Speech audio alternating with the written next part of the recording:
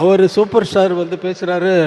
அவர் என்கிட்ட 2 நாளைக்கு முன்னாடி ஃபோன் பண்ணி நம்ம பண்ணதெல்லாம் நான் சொல்ல போகிறேன் அப்படின்னாரு. நீங்கள் எப்படி இங்கேருந்து மாறினீங்க, இந்த பெல் பாட்டம் போட்டுட்டு தொப்புளுக்கு மேலே பெல்ட்டு போட்டு கட்டிட்டு நல்ல கிராப் போட்டுட்டு அதில் கையில் பட்டையாக ஒரு வாட்ச் வந்து போட்டுட்டு பண்ணிவிட்டு ஒரு அரபா சொல்லவா சொல்லிடவா? மகேந்திரனும் நீங்களும் நானும் உட்காந்து குடித்தோம்.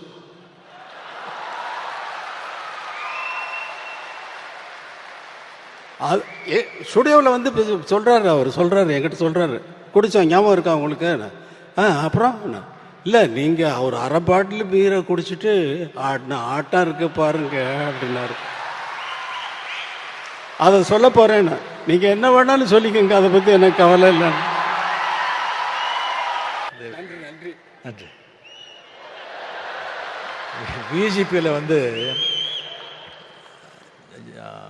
ஜானி கம்போசிங் நான் அங்கே ஷூட் பண்ணிட்டு இருந்தேன், அங்கேயே தங்கியிருந்தேன். இவரு மகேந்திரன் சார் வந்தாங்க.